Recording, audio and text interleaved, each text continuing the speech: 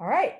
Welcome everybody to the April 22nd, 2021 Ross Valley School District Board of Trustees special meeting. This is a meeting for the budget workshop, and then after the budget workshop, we'll be going into closed session. So welcome everybody who's out there. I'm hoping that there's tons and tons of people out there who are super interested in learning about our budget and how the budget is formed. And we are really excited to be able to have this workshop and get all of our new trustees, including myself, up to speed on the ins and outs of everything budget, so that when we have to make decisions down the road, we've all educated ourselves about how the budget works. So thank you so much for being here. So now that we've called the meeting to order, we will go into and do the Pledge of Allegiance, as we always do before all of our meetings, including special meetings. So for those of you who would like to join us in saying the Pledge of Allegiance, everybody else wants to take their mute off and we will say the Pledge of Allegiance. Oh, wait, Marcy, do I need to do roll call and make sure everybody is here? So we have everybody, we have all the trustees on board except for, who's missing again? Sorry. Wesley Pratt. So all the trustees except for Wesley Pratt. And Wesley will be joining us a little late today due to a work commitment. So he will come in, I think, in about an hour or so. All right, so we will go ahead and start with the Pledge of Allegiance. And 1, 2, 3. Pledge allegiance. Pledge allegiance to the flag of of the the United States of America and to the and to the republic republic for which which it it stands, one nation, nation, under God, indivisible, with liberty and and justice justice for all. All right. So now I will entertain a motion to adopt the agenda and the approved time allocations. So moved. O'Neill. So moved O'Neill. Second, Marie. Second with Marie. Okay, let's go with a roll call. O'Neill. Aye. Henriel. Aye. Litwack. Aye. Shelley. Aye. All right. So our agenda is approved, and the next item is public comment, but I don't believe we have any public comment, correct, Marcy? That is correct. Okay, so no public comment, and we can move right into the budget workshop. And I definitely am really appreciative of this because budget is where the rubber hits the road. And a lot of what we do as trustees are making very difficult trade-off decisions. And the majority of our decisions have budget implications. So understanding how the budget is formed and how we operate within this budget is very important. And I appreciate the opportunity to have this budget workshop. Take it away. Thank you, Shelley. Very well said. Chris Carson. Tonight is the Chris Carson Show. Yes, thank you, Board President, members of the board, and Superintendent Trahan. Thank you for the opportunity this evening to discuss our, I'm going to be sharing, Marcy. Yes, and so I stopped sharing so that you can. Yeah. Okay, there we go. So thank you for the opportunity this evening to discuss the budget. And without further ado, what we'll be discussing this evening is an overview of the fiscal landscape in K-12 education. We'll be discussing the budget cycle and what we have to do on our end here at the Ross Valley School District. We'll be discussing our revenues and the major components of the revenues. We'll be discussing the expenses and the major components of those expenses. And we'll also be discussing our multi-year projections. And what we want to do tonight too is to be sure that as we go through, anytime you have any questions, please don't hesitate to stop, ask Chris. He'll do a little pause between each slide. So that way, if there are any questions, but if he's talking about something and you have a question about it, because this is workshop style. So it's not just a presentation and then conversation, but we actually want this to be an interactive and really ensure that all the information provided this evening is useful and helpful and that everything is very clear. Absolutely. And so the first thing that we need to know and understand is that everything we do is based upon the principles of who we are as an organization and as a school district. And so the first thing that guides everything we do is our RVSD mission, the Ross Valley mission. And so I'm not normally going to read our slides, but this one I think is so important that I think I'm going to. So our mission is to provide the quality educational experience all students deserve, which is grounded in best practices, reflects the highest academic standards, and is responsive to community expectations. We keep the focus on our students, and we are committed to providing a program of academic excellence, cultural richness, social, emotional, and physical development that educates, supports, challenges, and inspires the whole child. And it's really important to understand this because as you look at that, child and children is what we are. And so everything we do is grounded in that. So I just wanted to make sure that that the governing board knows that this is really our guiding principle. And so in support of that mission, we have our goals. And looking at the goals, we have access to high quality teaching and learning. We have environments that foster highly engaged and joyful learners. And we have commitments to stakeholders and work collaboratively. And I saw that we have a question. Just a quick question, and Marcy, this is probably for you. This is Shelley. Mhm. How often do we revisit these goals? Annually. So as part of our LCAP, Okay. yes. And so these particular goals have been in place, I believe, for 3 years. And what we do is these are the broad goals, and then we create specific goals. And then they're all reflected in our LCAP. Okay. So, Okay. yeah. And so everything we do, yep, it comes back to these commitments. And so it, because they've been in place, these particular goals have been in place for 3 years. It would be, if you all want to revisit as the broad 30,000 foot level goals, we absolutely can do that. Great, thank you. So these are the goals that also go to support that mission.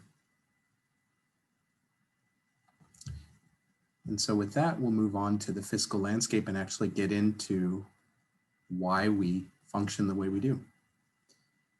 And the first thing that the governing board and public needs to understand is the why behind how we're funded. And the very first thing that happened back in 1972, we had the Serrano versus Priest case.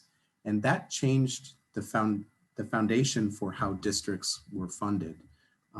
What happened previous to that is districts were funded based upon their property tax base. And what was happening is you had wealthy areas that were able to have more dollars go into the classroom and poorer areas that couldn't afford as much property tax. And so it created this wealth gap in the state. And in 1972, the state Supreme Court said, we need to fix this. You need to change how this is funded. And you need to provide a certain amount of dollars per child.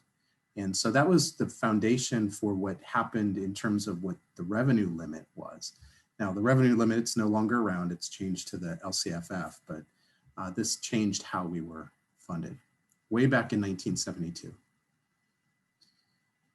Then in 1978, Proposition 13 came along. It was only 6 years later.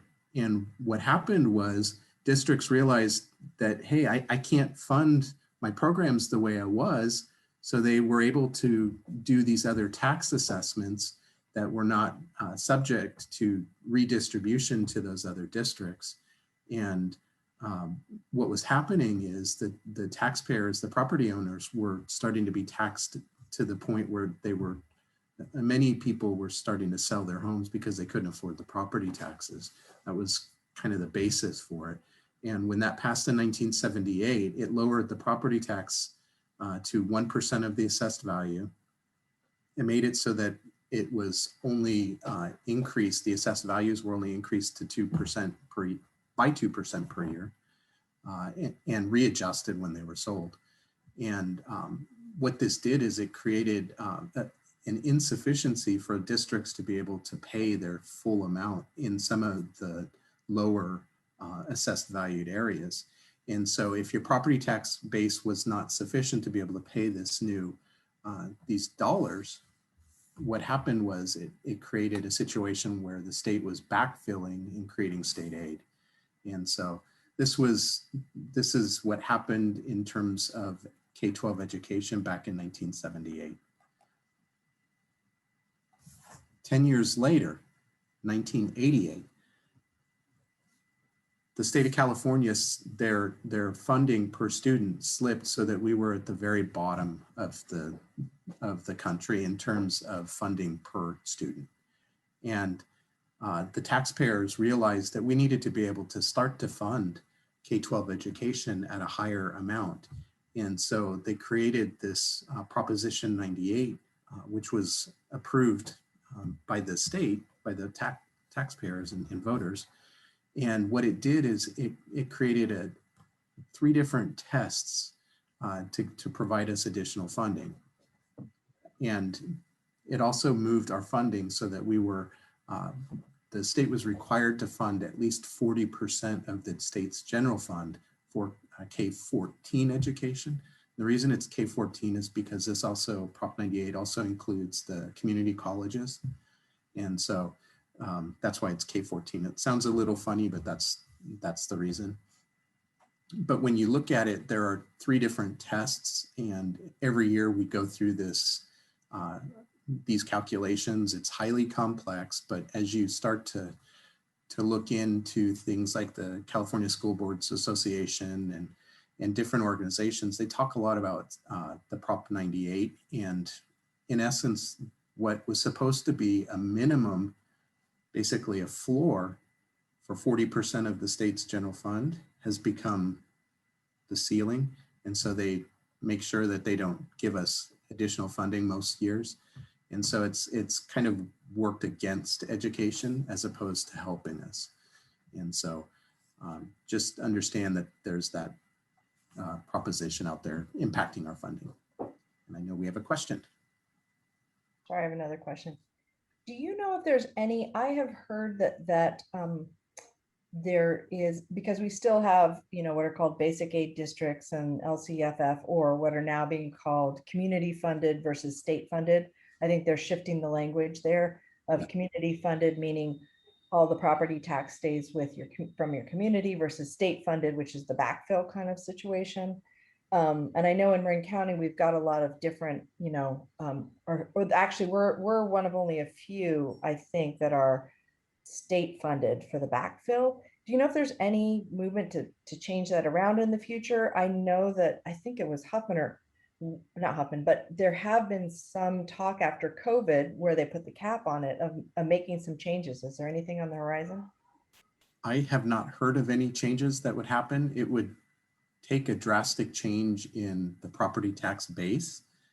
We did have some other recent propositions that were trying to change the property tax formulas, and it would have meant additional funds to school districts.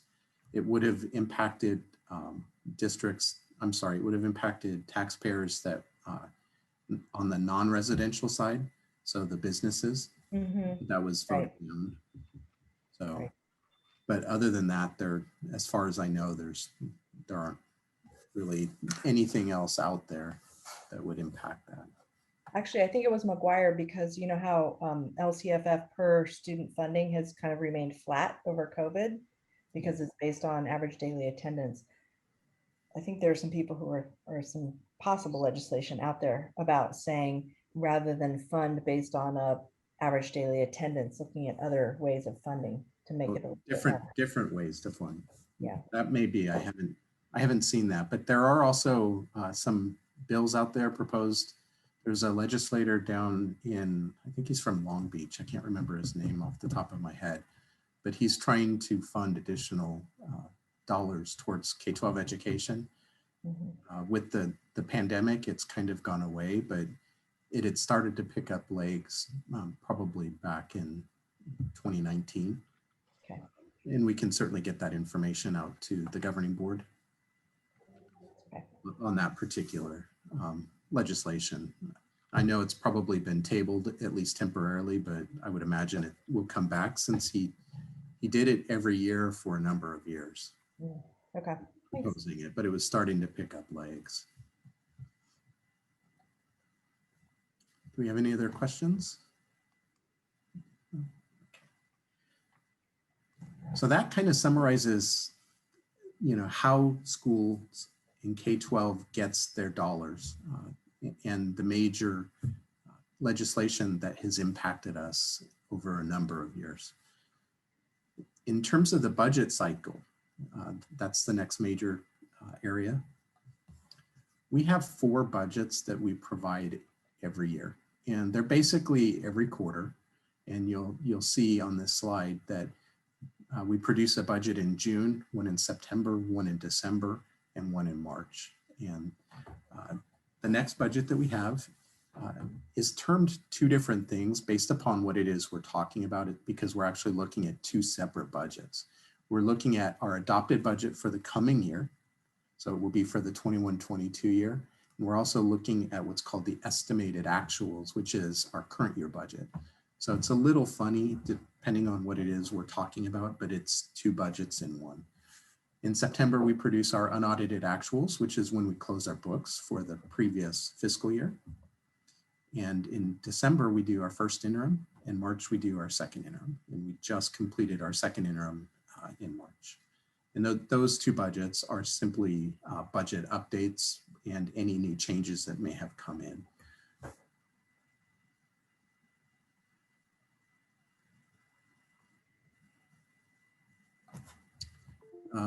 With the state budget cycle, those 4 budgets that I was just talking about are our cycle, but the state also has a budget cycle that impacts the numbers within our budgets as well.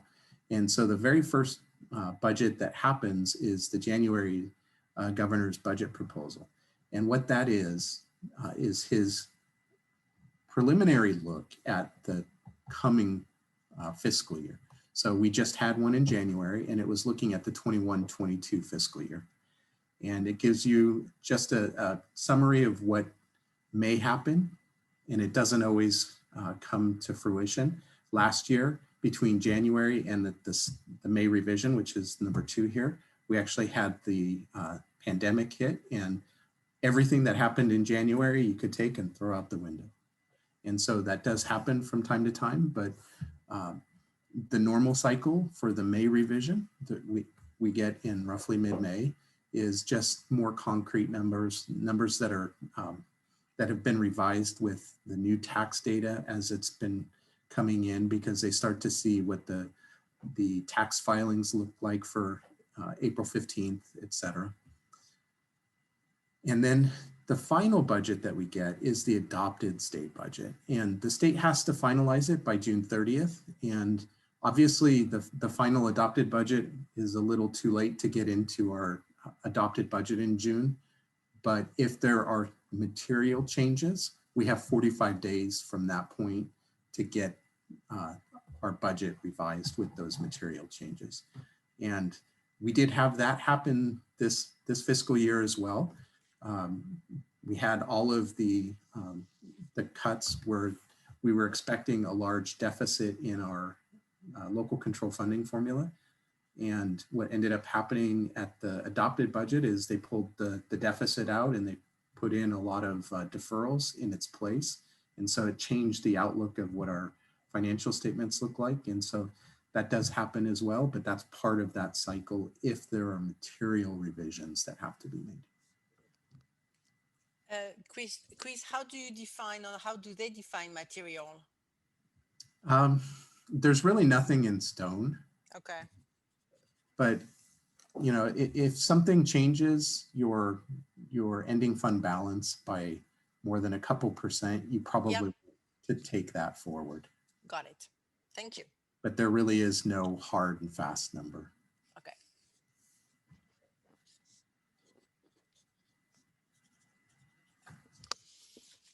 And then this slide, I'm just trying to take those last 2 slides and kind of overlap them to give the the governing board and the public an idea of how those all fit together. And so when you look at it, the yellow highlighted sections, those are the governor and the state's budgets.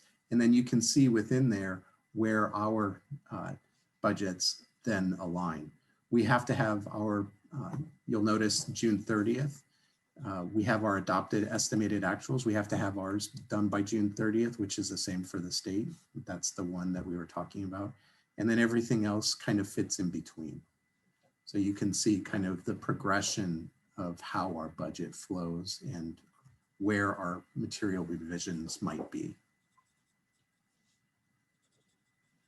So basically, what you're saying is that our adopted June budget, for the most part, is based on the May governor revision, unless there's a material change in the June, correct? Yes. Okay, Yes. And we're also closing our books. got So it. it's our final numbers for the previous year plus our current fiscal year budget. So it's looking at with what you just said. Got it. So we can look at what did we spend last year as far as trend lines, whether things are going up or down from the closing of the books, plus whatever the governor is saying for going forward, and then using that to put together for our adopted budget. Correct. Great. And then those unaudited actual numbers end up in our audited financials as well.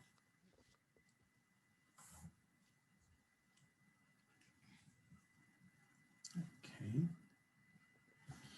So then as we move forward and start looking at our revenues. Sorry, I have a quick question. And this is Shelley again. Is there any, the first and second interims, we have to submit them, we have to create them. Is there any, are we beholden to them? I mean, what is the impact of those versus our actual approved budget in terms of what we're, I mean, where do those go, and what's the difference between what we're beholden to with the first and second interim versus the actual budget that we agreed to? How does that work? Well, the June budget, and let me back up one slide. Sorry. There we go. Looking at our adopted budget for June 30th, that is all it is our adopted budget. It's looking at, this is, as of June 30th, this is what we anticipate spending moving forward. Mm-hmm. Then there might be some things that happen in the economy, or we might have additional grants that we receive, and we might have carryover dollars from previous year grants that were left unspent. And so we would put those into our budgets moving forward. And so when you look at it, every budget is a new approved budget by the governing board. Okay. And so really what a budget is, it's a template in terms of how the maximum amount of money we will be spending, the maximum amount of revenues we should anticipate receiving, etc. But they do change, and it's not that we're beholden to them, but this is our best estimates at that given time what our numbers will look like. Okay. And so we can spend more or less than that, and it's really good fiscal practice to compare every budget where you're actually spending versus your budget. Mm-hmm. And that's something that I do religiously. I'm looking, and we're going to talk about it in just a few minutes, but our single largest source of expenditures, for example, is salaries and benefits. It's almost 80% of our total general fund. And so I'm looking at that and comparing it to our budget, making sure that our budget is properly sized, because the last thing you want to do is have budget numbers that are too low and you're spending more than what you're showing, because then that impacts everything you do. It impacts your cash flows, it impacts your ending fund balances. And if you don't have money in the end, then you can't do what you're here to do, which is educate the children. So, and along those lines, you may get into it in the future, let me know, but where does the, because I know that enrollment and the money, the ADA revenue is a huge chunk of our enrollment.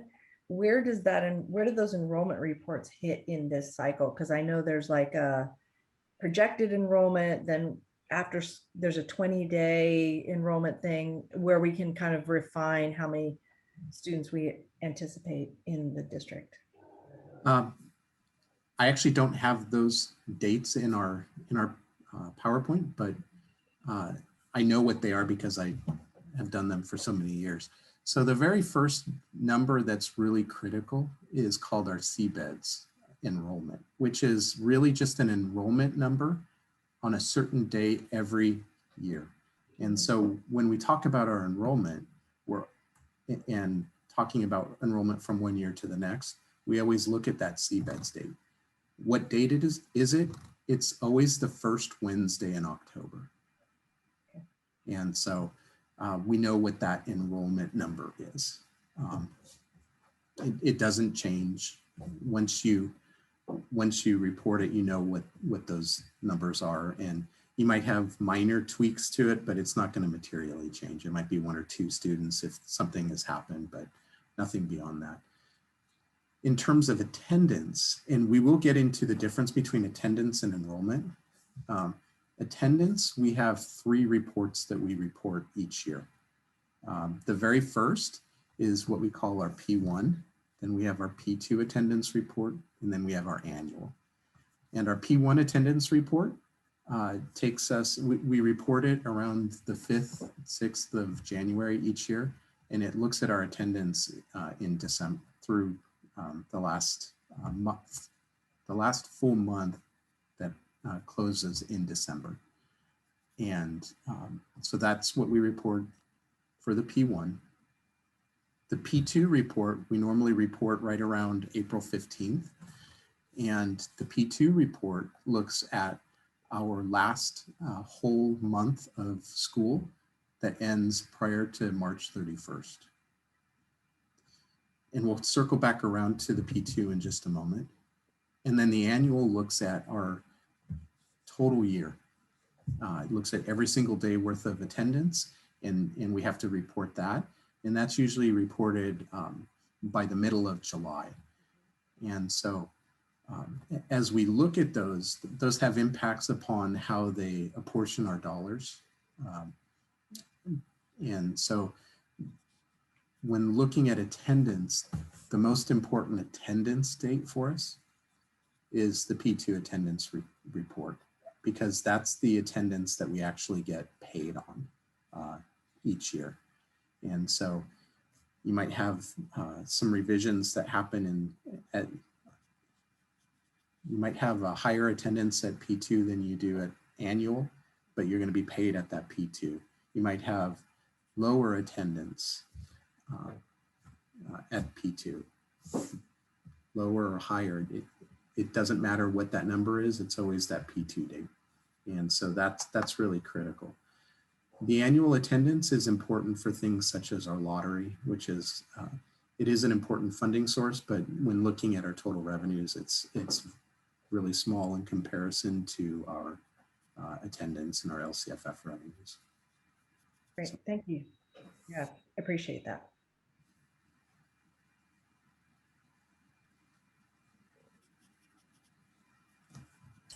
Sorry, Chris, I had a quick question. It's Rachel. Oh, I'm sorry. Yes. No, it's okay. Just on tagging on to what you were just saying, how does that apply this year? Because I know that there's been all sorts of things up in the air because of that. Is that number, that P2, does that figure in this year, or are they just freezing everything in kind of a hold harmless situation, and that so we're not applying that this year? That is something I'm going to talk about, but what we're doing this year, it's going to be a little bit later in the presentation. But what we're not doing is we're not actually recording and reporting our attendance the same way we would normally. And so although we just finished our P2 attendance report, it did not include any attendance numbers. What they were looking at when we reported was simply our class size numbers. Because if we have gone above our historical class size numbers, or we've gone above the class size maximums for the grade span funding within the LCFF, then there are penalties on that. And so we have to tell them what our numbers were so they can assess whether there's penalties or not. No attendance. And so there will be a hold harmless, and I'll show how that works in a few minutes. Thanks, Chris. Do you know when their next school year will be going back to our regular attendance? Is that the plan? Is that in the fall we go back to the regular P1, P2 as you described? Yes, yeah, we will be back to normal attendance next year. At least that's what has been put out there so far. And, you know, it could change if there is something else that happens that the governor has to shut down K-12 education, but it looks like beginning June 15th, his anticipation is that we are fully open. And so that would be ours as well moving forward. Okay, thanks. We're going to get into the LCFF revenues and how the LCFF revenues are derived in a few minutes. But I did want to talk real fast about some new COVID-19 funds that have come in. And the reason I want to do that is because it is a large source of revenues. It's almost $2.4 million. And what they are, we have 3 different pots of money that are, you'll hear us term it ESSER funds or ESSER 2, ESSER 3 funds. But what those are federal funds, which are the elementary and secondary school emergency relief funds. Those are federal funds. And you can see those dollar amounts for those particular programs. Then there are 3 pots of money, which you'll hear them termed SB 86, but I believe it's really AB 86, which is the Assembly Bill 86. And there are 3 pots of money. One of them is in-person instruction, and that's approximately $542,000 to the district.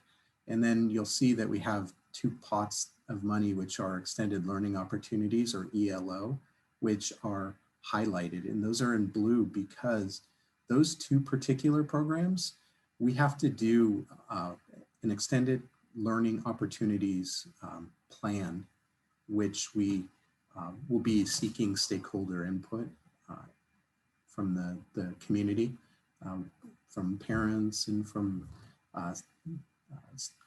staff out at the schools, both certificated and classified.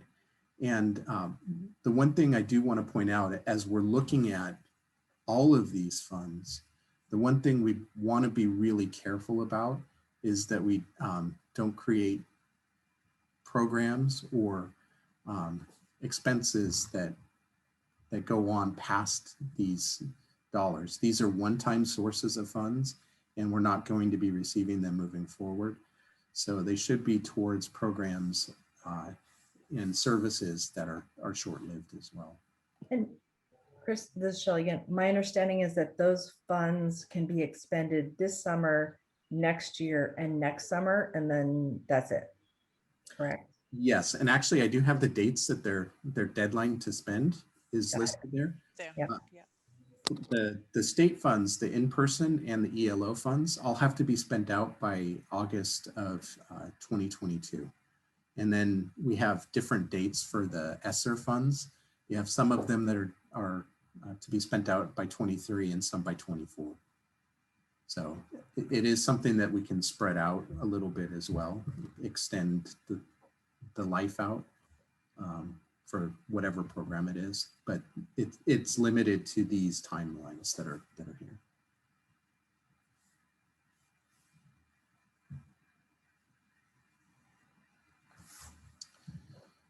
So when looking at our total revenues, this was from our second interim budget report. And I just wanted to put it out there because it's really a strike example of where the bulk of our dollars are coming from.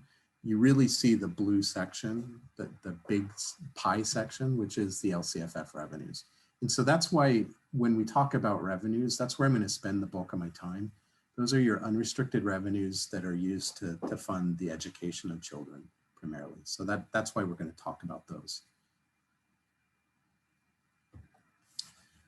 When looking at the local control funding formula, There are three different sections of the Lcff calculation. We have what's known as the base grant, we have the supplemental grant, and we have the concentration grant. And what those are, the base grant is dollars that we receive simply for students coming to school every day. So it's based upon our attendance. And it doesn't matter the type of student, doesn't matter if they're an unduplicated pupil or not. And I'll talk about unduplicated pupils in a moment. Then we have supplemental and we have concentration. And the supplemental grant, we get an additional 20% for students that meet a certain population.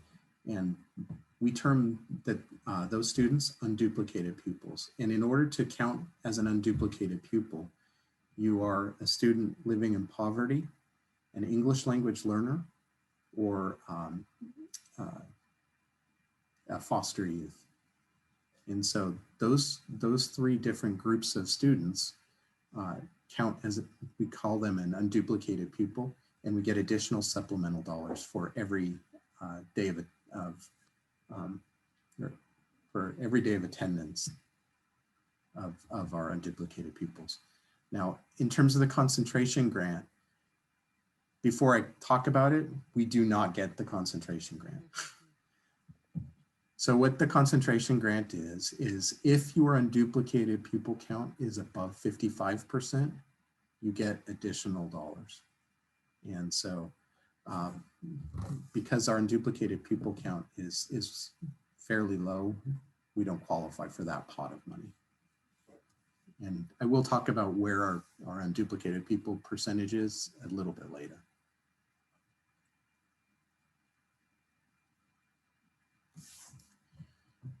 And this particular slide just really shows you the dollar amounts that we get per student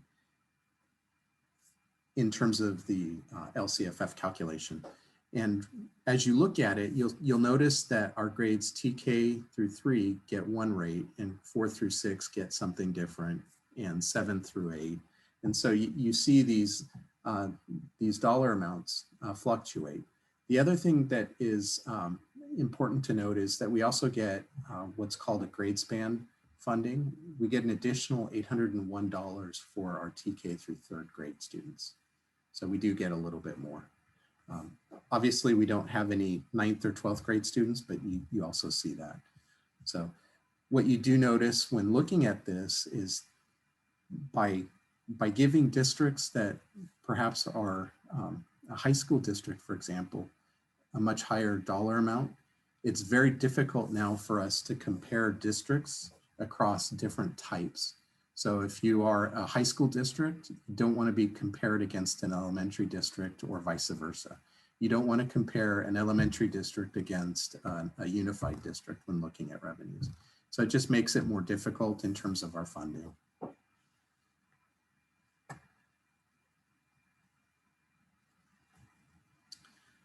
Now, I talked earlier about enrollment and attendance. And one of the things, and it's a fault of anybody who's in the business office. We like to talk about enrollment and attendance kind of interchangeably. And it's not intentionally, but they go hand in hand, but they're not the same. And so I put this pie chart in here real fast, just so it graphically it makes more sense. So the entire pie is our enrollment, but not every child comes every day. And so we have a small group of children that miss school in a certain day. And that's, you see that in that small slice of the pie. But yet we have a larger group of kids that come every day, and that's the much larger slice of pie. That much larger slice of pie is our attendance, and the entire pie is our enrollment. They go hand in hand. They generally kind of mirror each other, not 100%. And in our case, our attendance rate is roughly 96%. So when looking at our attendance, our ADA, average daily attendance, that total number should be roughly 96% of our total enrollment. Chris, could you say for people who might be watching this, just general public, the difference between excused absences and unexcused absences and different kinds of absences and how that plays into this formula? That's an excellent question.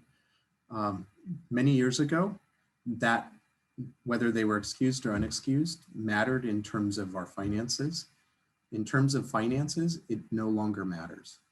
So if they're absent, regardless of the reason, they're counted as absent and we don't get funding for that. And then absent is counted versus tardy. Like if a kid comes to school for a part of a day or the morning, but not the afternoon, how's that counted? If a child is there for part of the day, they would be counted as a full day of attendance for attendance purposes. How much, Chris, would be the minimum amount that a child would need to attend school to have that count? It really varies upon the district, and I'm not sure what our policy is, Marcy. I'm sorry. It does vary from district to district, though. What you want to avoid is having a child just drive up and having somebody see them in the car and say, okay, they're present. You don't want drive-by attendance, but they should be present for part of the day. And so it really does depend upon what the district practice is. Got it.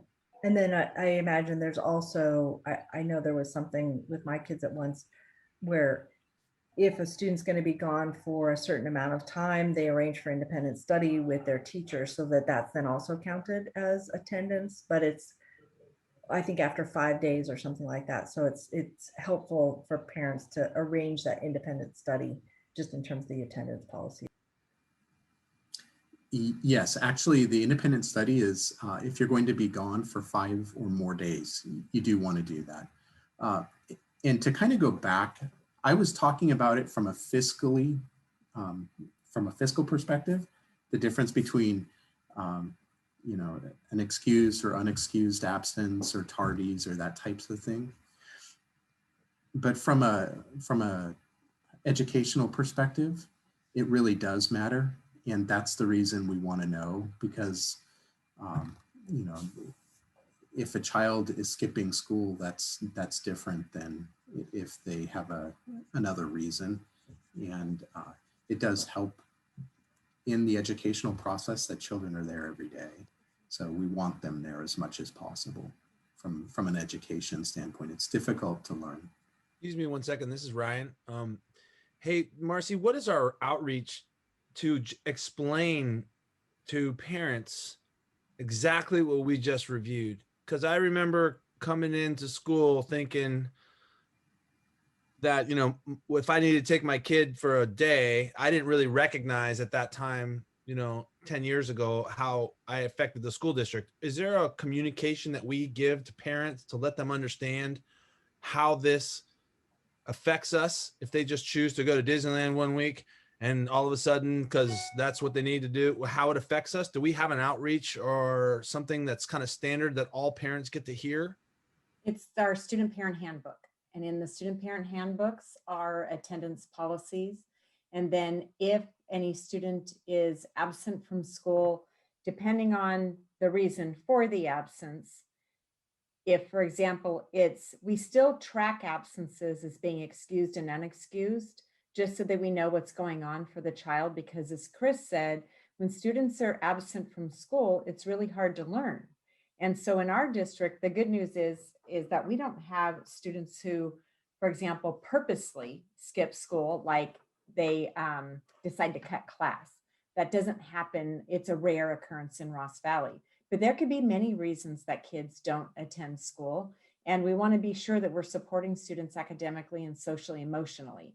And so we have our student attendance system through ARIES, which is our student information system.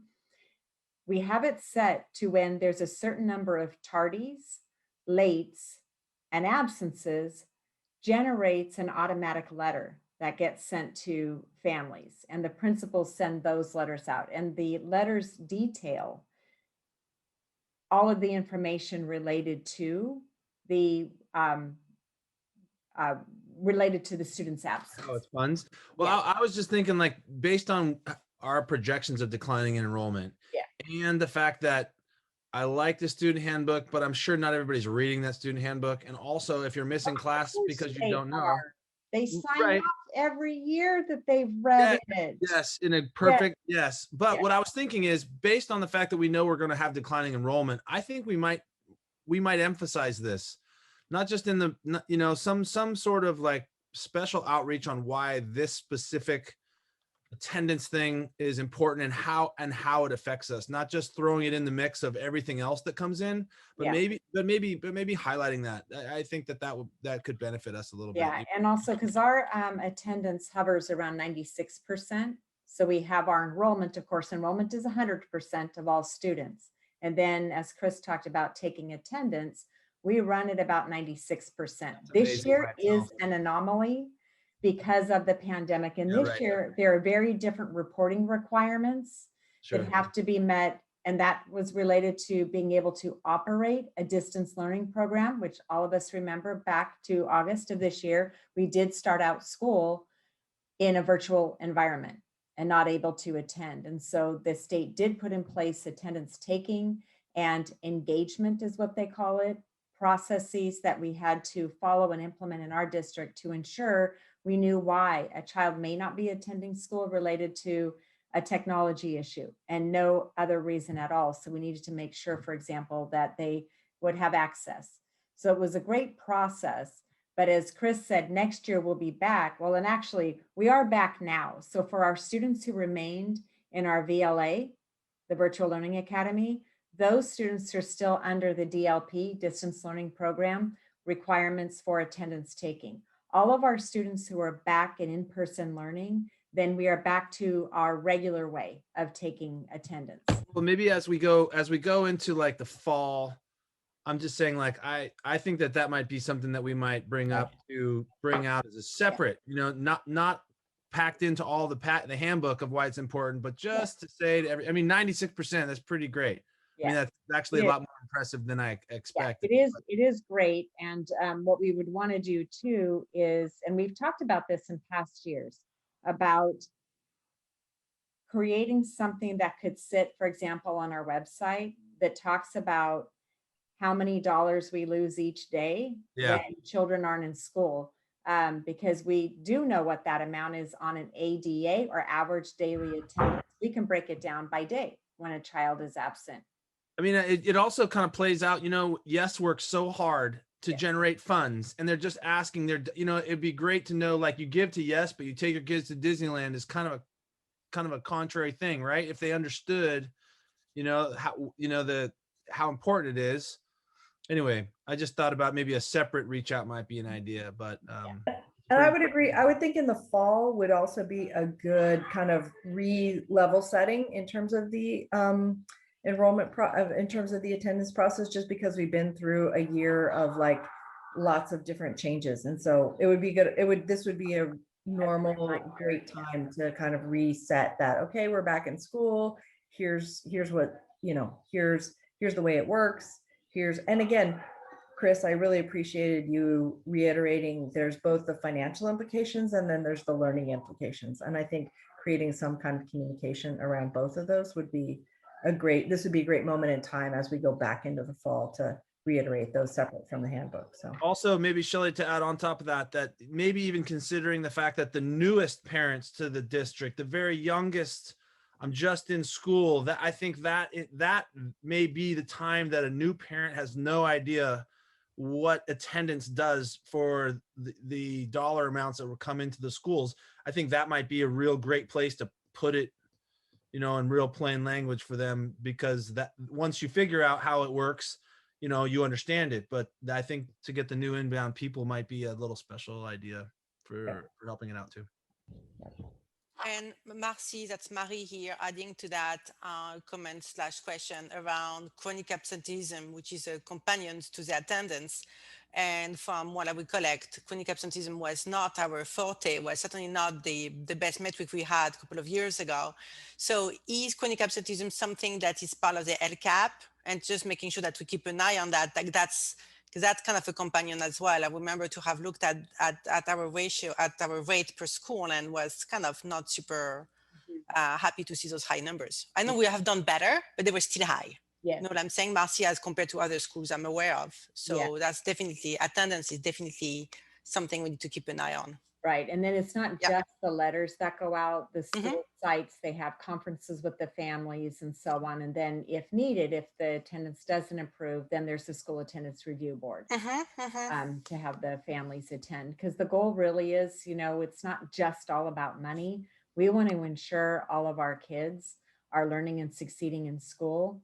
But for us, being a revenue limit district, then it definitely impacts our bottom line when students are not in school.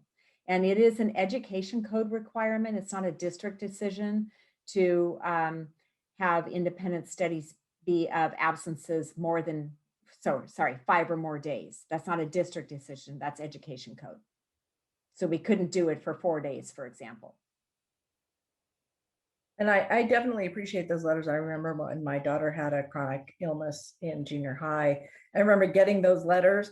And even though I got those letters, because I knew that the school knew our situation, but even getting them again was just another, I didn't take it as like, I knew that the school knew what our situation was, but it was also just another reminder to stay in touch and stay in communication, and just to stay in cooperation and partnership with schools on what's going on. So perfect. Thank you. I did have a quick question about the attendance. This is Rachel. Is that the 96%? Is that just for this school year, or is that from last year, or where's that number from? That's pretty much our annual average for a lot of years. Yeah. Okay. And that's actually built into the criteria and standards that the state has us complete each year, and as part of our financial statements. They look at our historical averages and they want to know how is our budget based? You know, are we pumping up our revenues, putting in a higher attendance rate than we really should? So that's just one of the ways that they look at it. So again, just as Marcy stated, it's pretty close to that 96% the number. Thank you. And so one final thing, as we're on this slide, as we have declining enrollment, that also impacts our ADA, our average daily attendance. So we get declining ADA. And as we have declining ADA, that does cause declining revenues. And so that's really important to note and goes hand in hand with what Marcy was saying just a few moments ago.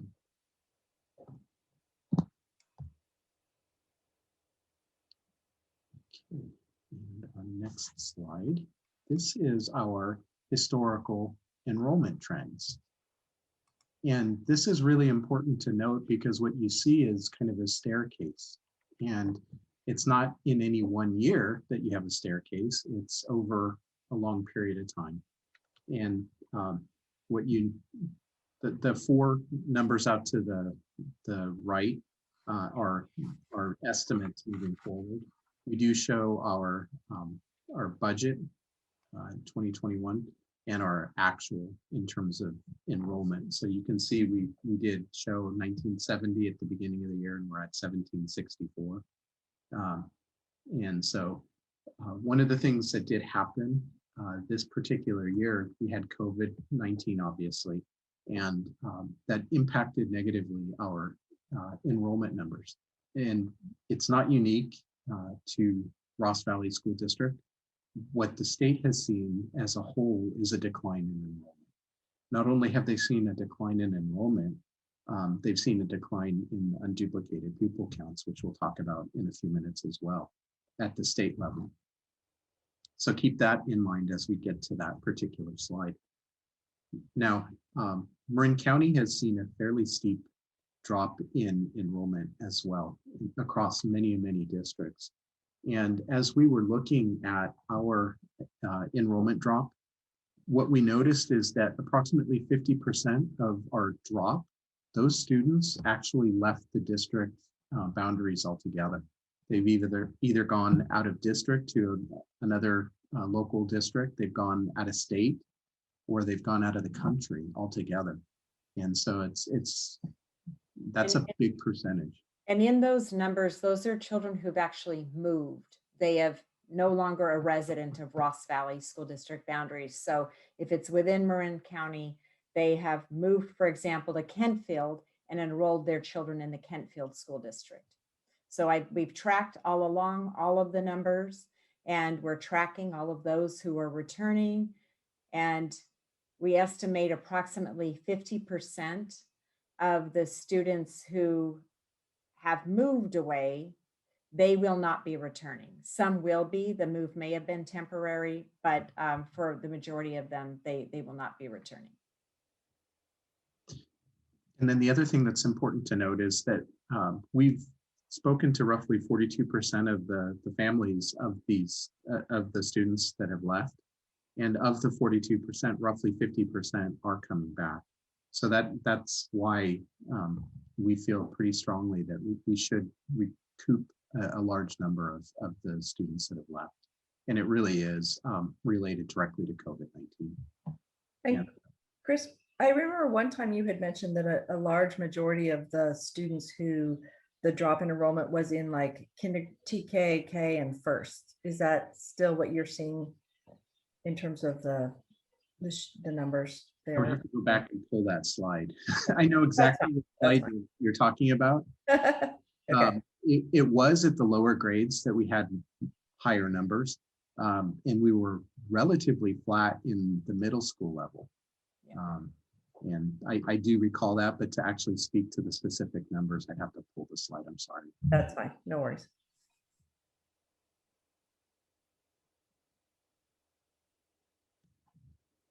Now, the other major component of the local control funding formula is our unduplicated pupil count. Again, the unduplicated pupil count is the measure of our English language learners, students living in poverty, and our foster youth. And just a second ago, I mentioned that the state has seen almost a 1% decline in the unduplicated pupil count. It's the opposite when you look at ours. You see an increase in our percentage, and it's not, for us, between 1920 and 2021, it's up over 1%. It's almost 1.4%. And so the increase. And so we have seen a difference here at the Ross Valley School District. And so that does have a positive impact on our revenue side, but also has the impact that, there's been a change in the makeup of the community, at least at the Ross Valley School District. So it's important to note that.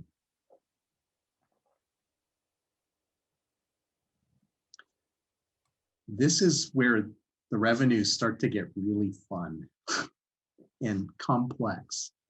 And so when you're in declining enrollment, the way you're paid is different than the way what your actual ADA is. And so when looking at these bars, I just put numbers in there for graphical purposes, so it made sense to people. So these aren't our real numbers. Please forgive me on that, but this is in theory how it works.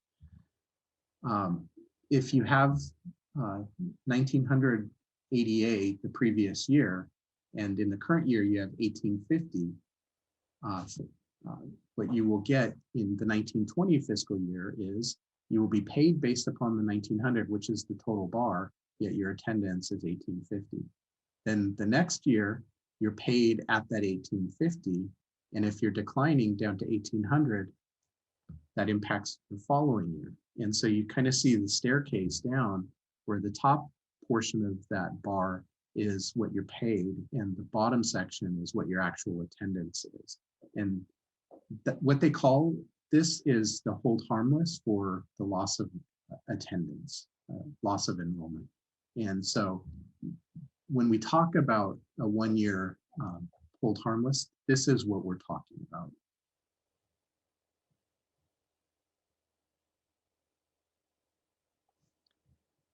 So this is just another way to look at it. And what you see here is the blue signifies what our total funding is, and the yellow shows what our average daily attendance is, and it moves forward with fiscal years. And I took this from school services actually, and it's really an important slide in that it shows at a certain point in time, you see that they, you no longer see the decline in ADA, which impacts if you're no longer declining in ADA or potentially go up, like what you see in year 4, that impacts your staffing ratios potentially. You might have to hire additional staff, but you're potentially getting less revenue because the previous year you were in decline. And so that 1 year that you bottom out, that's really the difficult year from a financial perspective, because you're no longer being paid at a higher amount. You start to catch up to where you really are. And so that's really where the issues become much larger from a budget standpoint.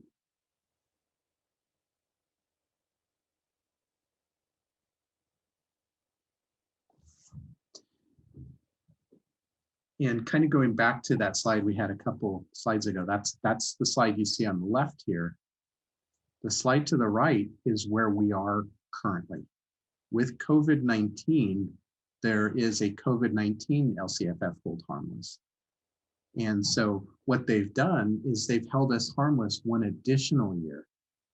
So you see in 21-22, you're paid based upon your 19-20 attendance. You see how that goes across? And so that's a 1-year hold harmless that we're receiving our revenues based upon 19-20 attendance, where normally we would be based upon next year will be based upon the 19-20 attendance, where normally it would be based upon the current year attendance. And so we won't see or feel the impacts of any declining enrollment in the current year until the 22-23 fiscal year. Can you, if there are enrollment related cost savings, can you hold that revenue over into the 22-23 year in some way? If you also are seeing any cost savings, and then use it to buffer clearly what's impacted there in the 22-23 year for revenue? That's a good question. And what happens, any additional revenues that we have in the current year, if we don't spend it, they fall out at the bottom of the financial statements into the fund balances. And so you would see a larger fund balance carryover moving forward. And what we're anticipating, at least at this particular point, is a fairly large excess next year, which would then go into the 22-23 year. So it does exactly what you're asking. Great. Okay, thanks. The one problem with that, though, as you're declining, it's not 1-to-1 in terms of your loss in revenues versus your loss in expenses. And so when you're in decline, you actually lose more revenues than you do expenses. Right. So you still have to cut expenses as well, as Right. you move, which is really why the Ross Valley School District has undergone cuts the way they have over the past several years. Kind of going back to that historical, you saw the staircase going down in terms of enrollment, and that helps to explain that.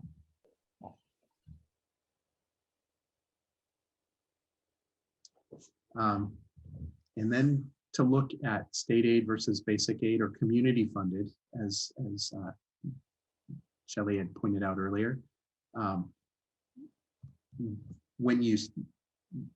as you do your calculation for your local control funding formula, you get your total number. So that number is my total local control funding formula revenue. And I'm just going to say it's X right now. As the state starts to fund you, the very first source of revenues that they provide you is your property taxes to fund your X Lcff dollar amount. If their property tax amount that they give you that you're entitled to is not sufficient to fully fund those dollars, they then have to provide you state aid. And if there is more money than what you're required to get under the Lcff, then they continue to give that to you, the higher amount, And they call that the basic aid or community funded. And kind of going back to Shelley's question, there are a number of districts, and we'll talk about that in just a second, that are community funded in the county.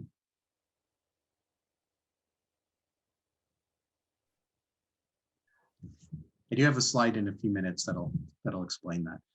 This is just kind of graphically showing exactly what we were referring to. As the property taxes come in, you start to pour it in, and if it's not enough, as it is in this particular slide, then the state backfills it, and that's the state aid.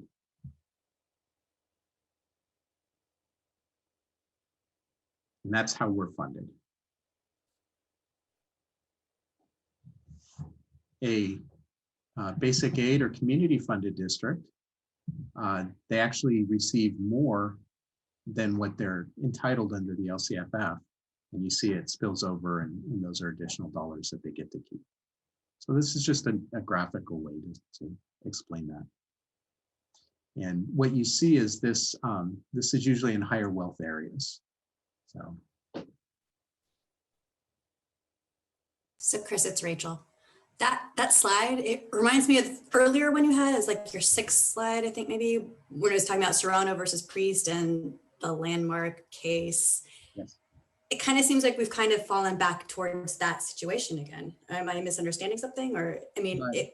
if you're in a wealthier area and the houses are selling for more, then you kind of end up with more people funding per student. I mean, Yeah. am I missing something? No, it does happen that You way. got it. Okay. Yep. And you'll really see it in just a minute, because I actually show what districts in the county, how they're funded, which is this slide. And there are outliers. You see the ones that are really high. That's because the districts are small districts, and they get different, their funding is really different. This is just the elementary districts in the county of Marin, and this is the 1920 fiscal year. So the last fiscal year that we have closed our books on. And I pulled this data off of Ed Data, which is available to the public. Anybody can get it. And this is just looking at their local control funding formula revenue per student. And ours is highlighted in yellow, and what you'll see is that we were at $8,595 per student.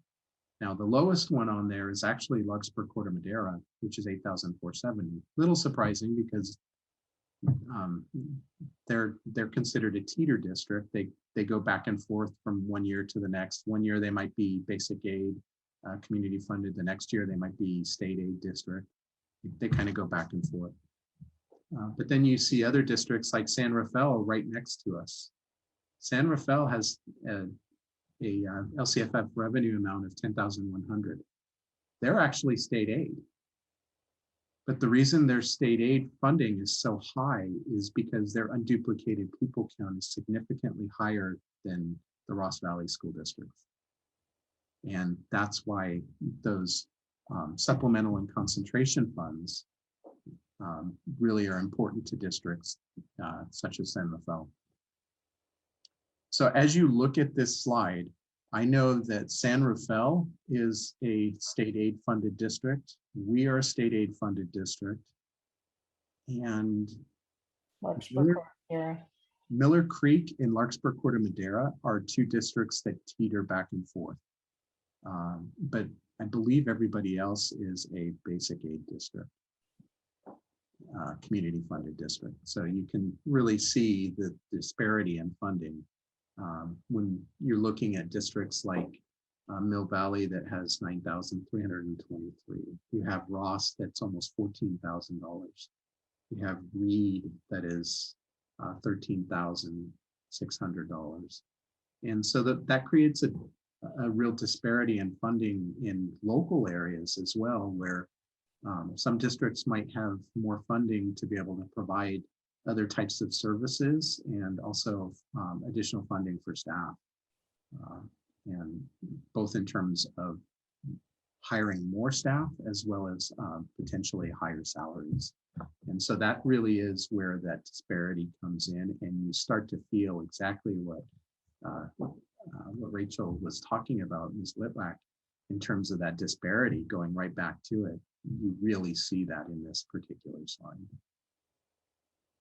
The other thing that is really helpful to look at too is just total number of students in this district. And Chris, I think you had mentioned that in some of those higher bars that you see are often very, very small districts, but they happen to be in a very, very high tax revenue area, or they are in an area where you've got high tax revenue, but an interesting mix of students. There's a lot of different context that's also plays into it. Yes, absolutely. I believe Sausalito and Billina Stinson are both.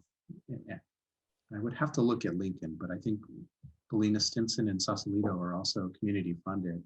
But there's also other calculations that are added to small schools. They call it necessary small school additional funding.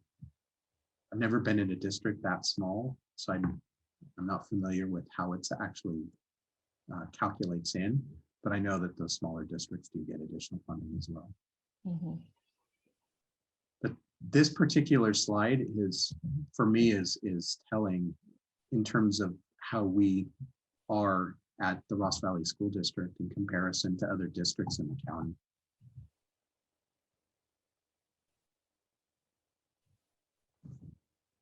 Now, the other thing that happens at the state level is they defer our state aid. So districts that are state aid funded districts, they're poorer to begin with oftentimes, but they also rely on that state aid to make their payments.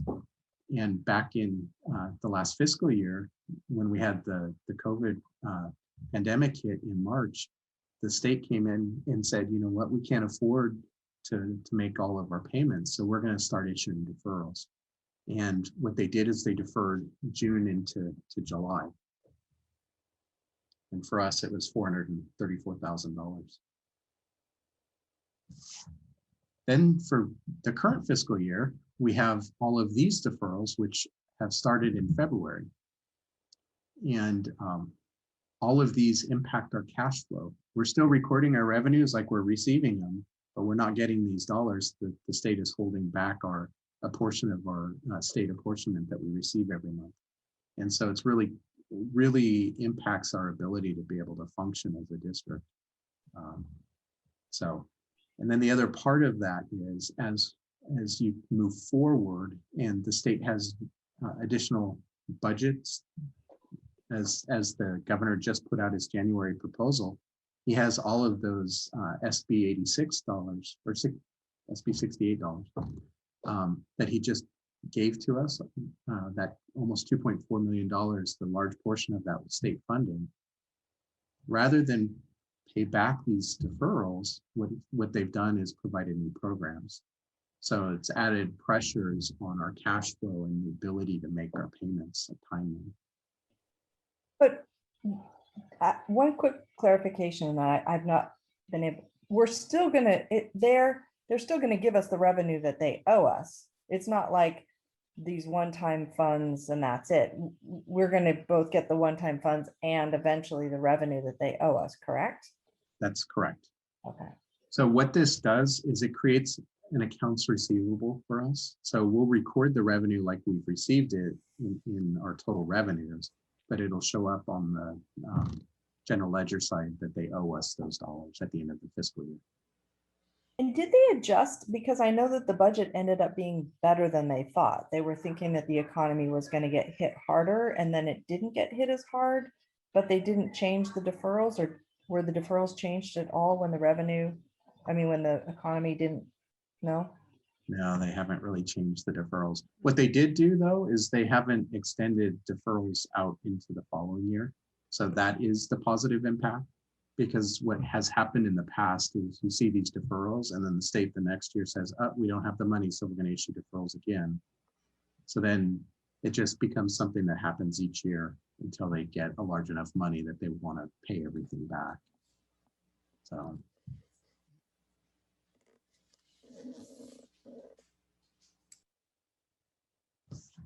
And then the important thing, this is kind of a spreadsheet, and I apologize, it's kind of all over the place, but really what I want to point to is the set of numbers that are down at the bottom.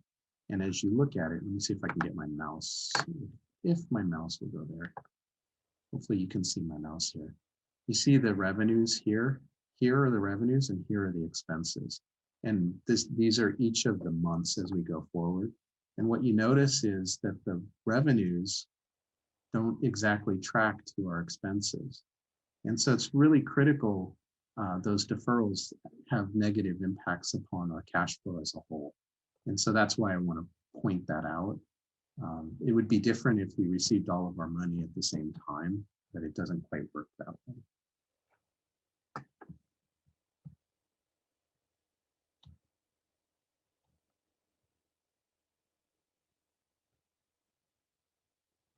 So that was everything that I wanted to talk about in terms of our revenues and our cash flow related to our revenues.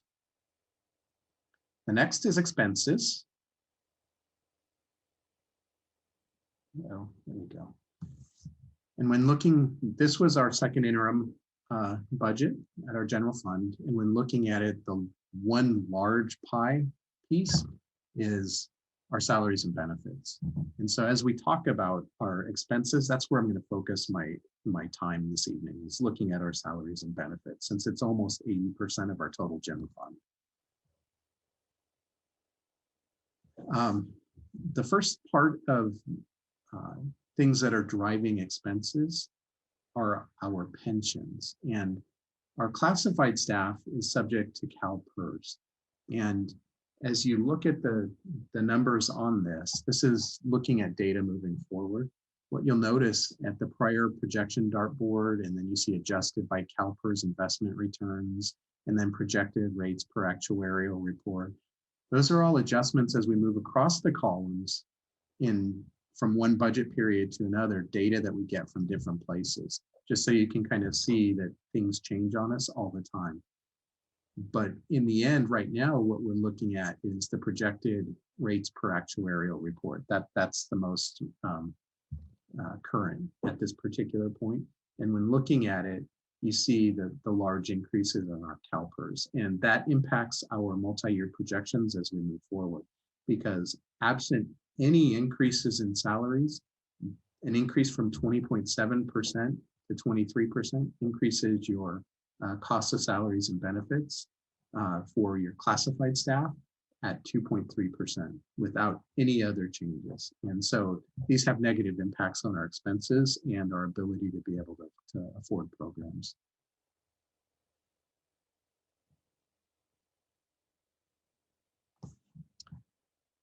This is Calstrs, which is the pension program that our certificated staff are in. And this one's functions a little different. CalPERS is based upon what they need to keep the pension program whole, and it's based upon an actuarial study that happens each and every year.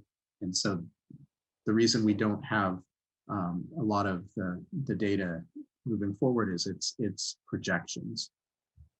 As we look at this, Calstrs is actually based upon statute, and you see it off to the left, the bottom. The STRS rate will increase to 18% in the future years.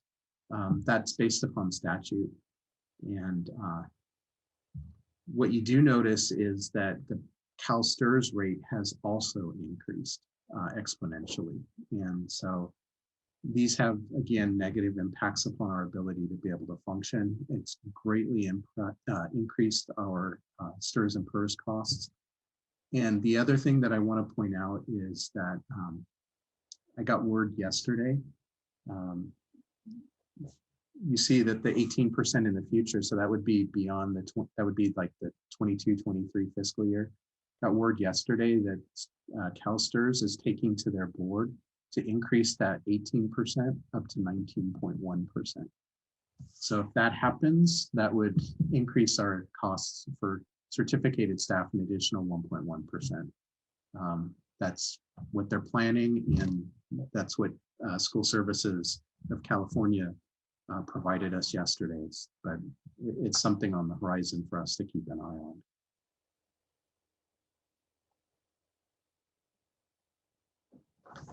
I Could was talking, Chris, could you say just a little bit? There was a couple of things in there where it mentioned like the governor's going to buy down or not buy down. And I know that that's been part of the conversation about whether the state is going to reduce the STRS and PERS impact on districts by whatever the buy down situation is. Could you just say a little bit about that for people who might be listening? yes, if you look, what you notice, if you look at the actual table, you'll see like July 1st, 2019, 17.1%. Then you see 2020, it goes to 16.15, and then it drops to 15.92. Those percentages actually should have been substantially higher. And what happened is the governor had additional funds, and what he did is he provided those funds in the budget act to the school districts to buy that percentage down to what is shown here. And so it took real dollars out of the budget that could have been applied elsewhere, but helped pay down this pension debt, which is a direct drag on school districts' ability to be able to afford programs. And so it was a real benefit to school districts. Now, what you notice is that the 15.92% is then jumps up to the 18, which a second ago I said could be 19.1. You see that increase because the governor's buy down of the pension ends in the 22 fiscal year.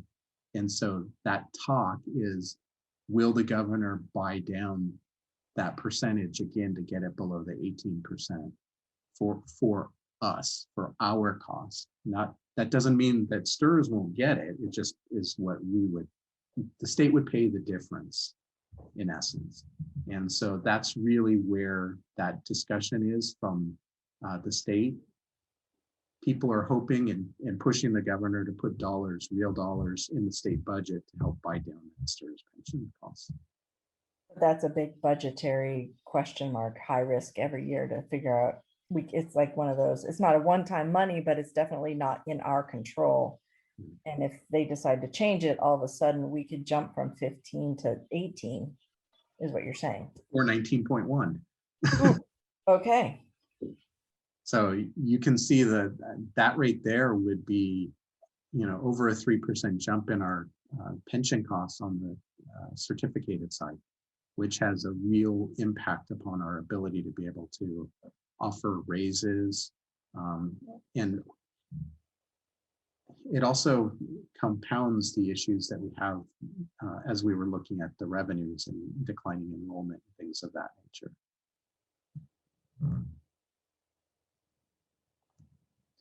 This particular slide shows our actual pension costs and our projected pension costs based upon our budget estimates in our multi-year projections. And it's really good to show how, and Ross Valley is no different than anybody else in the state. We could pull any district in the state, their data, and you would see something very similar. It's not going to be 100% the same, but it would be similar. You see this large spike in costs, and that has to do with our PERS and STRS costs going up exponentially since 13-14 as a percentage. And so that has negatively impacted the district's ability to offer programs, salary increases, et cetera. And what the state has done during that same period is they've given large amounts of money in LCFF dollars through the supplemental and concentration funds. For the Ross Valley School District, it's a little over $400,000, but it could be millions and millions of dollars at bigger schools, or tens of millions of dollars at larger school districts. And is that increase because of population trends in teachers who are retiring or not retiring, or where is it just a it's a percentage of our total salaries, and so as your salaries change, so too do these figures. But if the percentage increases as well, which it did, and I'm going to go back, I'm sorry. If you look back in 2013, you see 8.25%. And then you look down at the bottom and you see 15.92%. That's a massive percentage increase that we're charging on our salaries. And so at that particular point, it's almost doubled the percentage for STRS salaries. And so that helps to cause those large increases. Is that, Yep. explain? Yep.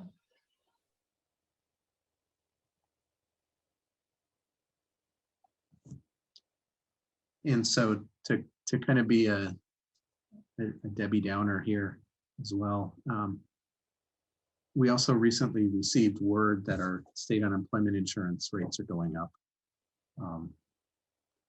So the way schools pay for unemployment insurance is a percentage of our total payroll, and it's been 0.05%.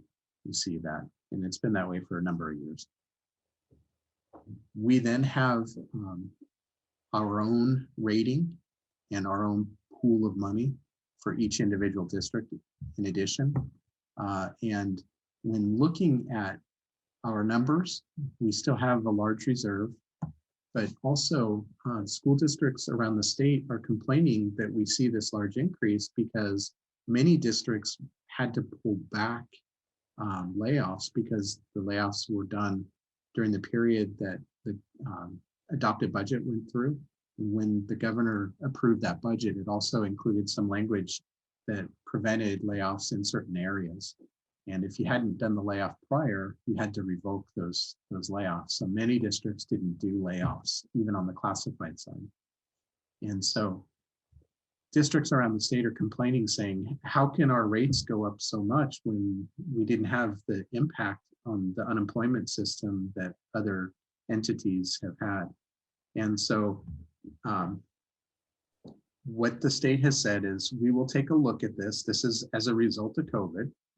We'll take a look at it potentially mid-year and maybe make an adjustment. And what I would say is probably don't hold our breath, especially with the way the system has had all of the issues that they've had, paying billions of dollars out that potentially shouldn't have been.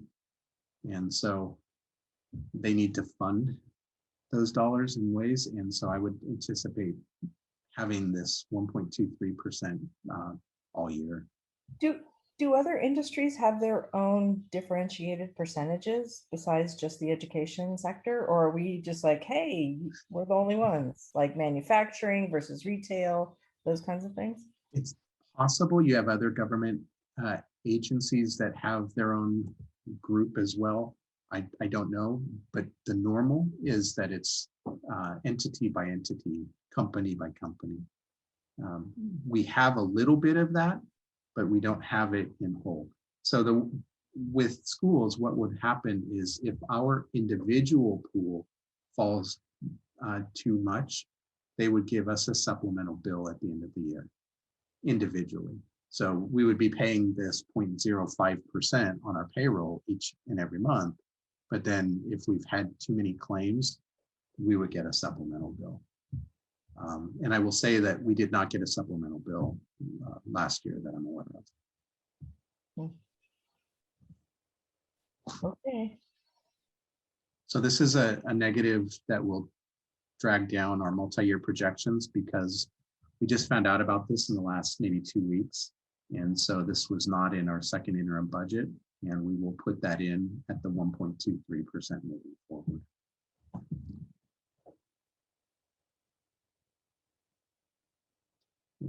Which takes us right into the multi-year projections. Again, this is our second interim budget, and it does not include our SUI rate increases. And so when looking at it, and I know Ms. Hamilton, you had a question earlier about the excess carrying over into another fiscal year. If you look at, I'm going to use my mouse again real fast, you see that we have a net increase or decrease. And so right now in our fiscal year for next year, at second interim, we were projecting just under $600,000 excess, meaning we were spending almost $600,000 less than what we were receiving. And so that was going to increase our ending balance to the next year. But what you notice is in our second interim budget, we had a $1.5 million deficit.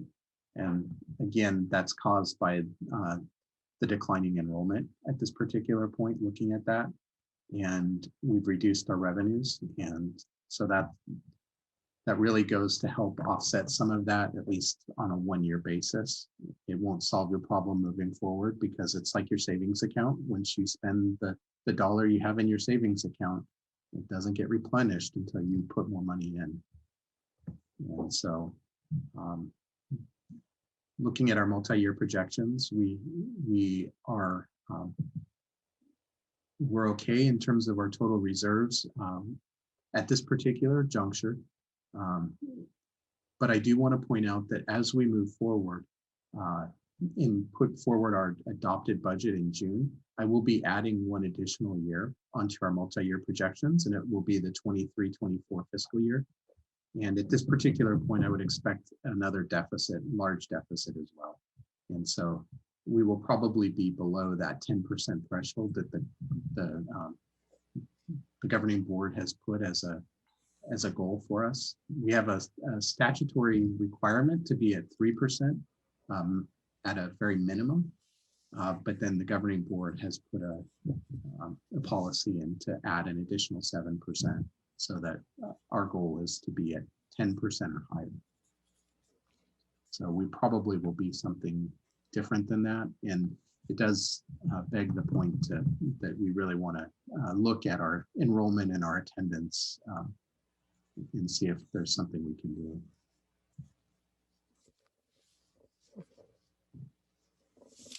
I'm kind of looking at the statewide averages. This is a slide from School Services directly. Just so you understand, this is the most recent data that's available. They're looking back at 18-19. And you want to look at the elementary school districts, and the average elementary district in the state had a general fund reserve of 20.47. And so it's good to know kind of where do we stand versus other elementary districts. And then the one thing I want to point out is at the bottom of this, you see that 17%. If you were to ask most chief business officials, what number do they feel comfortable at, you will hear that 17%. And the reason for that is that generally provides you 2 months payroll.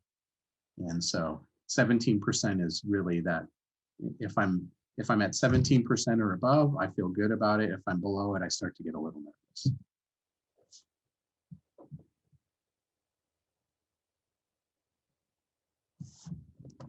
The other thing I wanted to talk about, we have those reserves and those percentages that were listed there.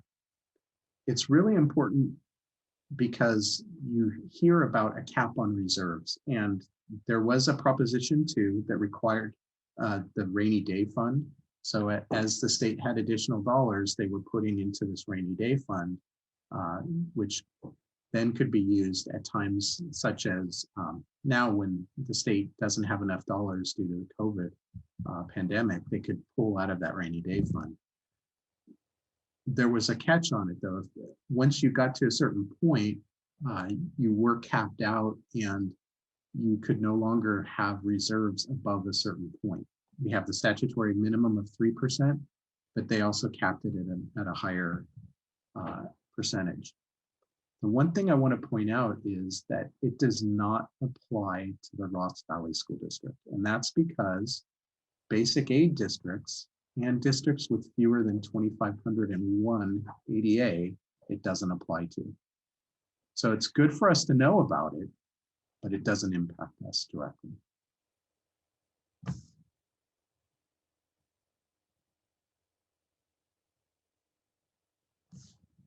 And with that, do we have any other questions? I know we've been going through and asking questions as we go, but do you have any kind of as you're reflecting on the presentation this evening?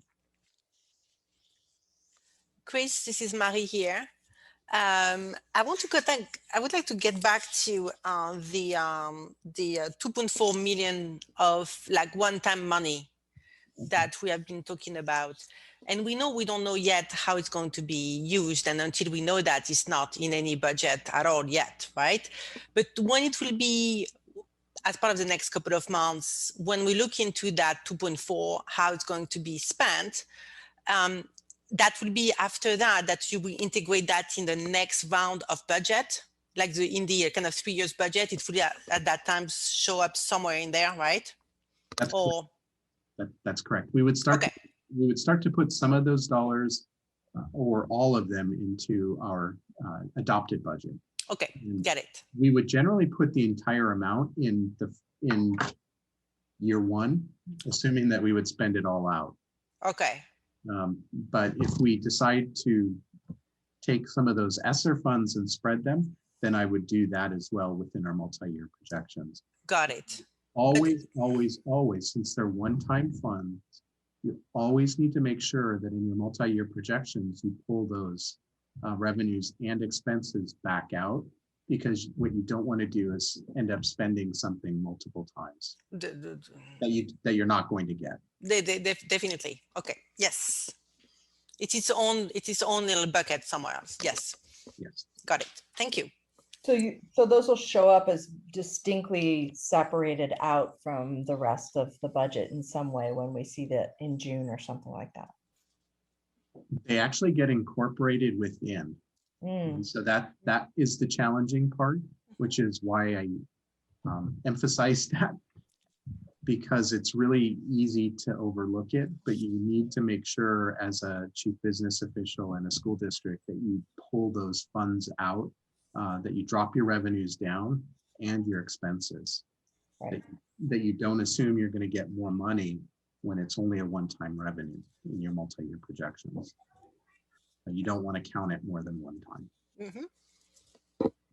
You can't, it's inside, but your narrative will explain, which part of the revenue and the expense belong to that special category to make sure that we keep track of them.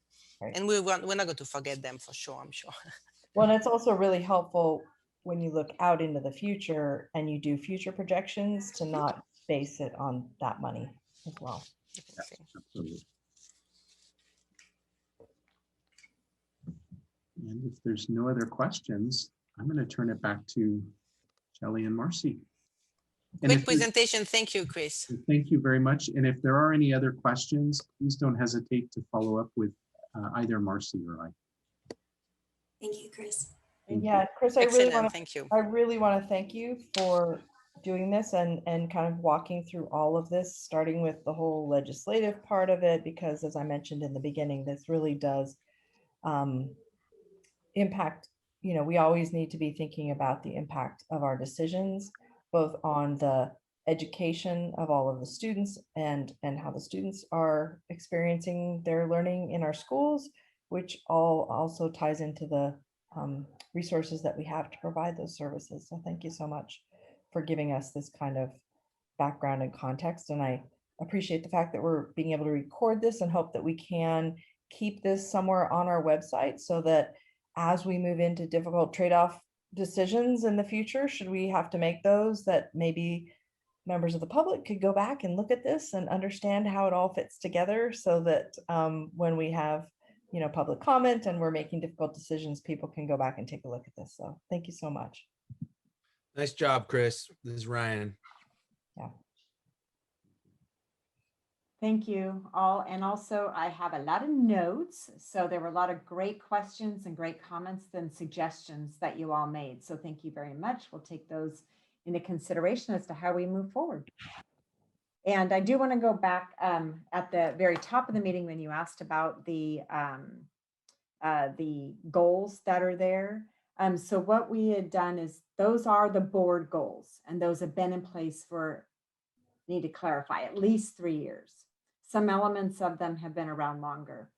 And what we've done historically is to utilize the board goals for our LCAP goals. But we are actually this year looking at creating different goals with some subsets of goals. So we're in a bit of a different process in terms of the LCAP as we are going forward. So in terms of district goals, we definitely would like to revisit those. Of course, we want all of our goals aligned. We don't want to have goals here and then goals in our LCAP that are different or separate. We want to be all moving all of our resources, all of our people, all of our efforts, all of our energies, all in the same direction.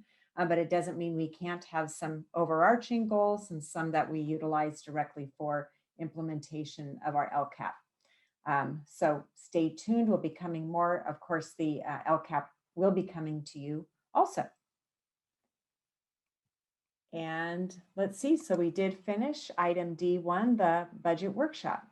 Great. All right. Well, I will note that the open session for our budget workshop ended at 7:12, and we will now be moving into closed session. And we have 3 items on our closed session, I believe. Yes. So we've got 3 items on the closed session that we'll be moving into. We have a real property negotiation item. We actually have 2 we got 3 real property negotiation items. So it's a real property negotiation item evening. So we've got 3 separate different real property negotiation items on our closed session. Right. And And we have no public comments on our closed okay. session item. And no public comments thank you. And no public comments. So at 7:13, we will now recess into closed session. When we are done with our closed session, we will come out of closed session and report out. Actually, these are all discussion items. So we won't be making any decisions in our closed session on those items. All right, thank you. So what we will do is we will stop recording our live stream. And for our closed session, I will pause our recording. And then when we come back into open session, I will restart our recording so that we can close out the meeting. But Right. that part will not be live streamed. So Right. the live stream portion of our meeting ends now. All right, we are back from our closed session. It's 9:15 p.m. and we've adjourned the closed session, and there's nothing to report out from the closed session. And so from there, we can go ahead and adjourn the meeting at 9:15. Thank you, everybody.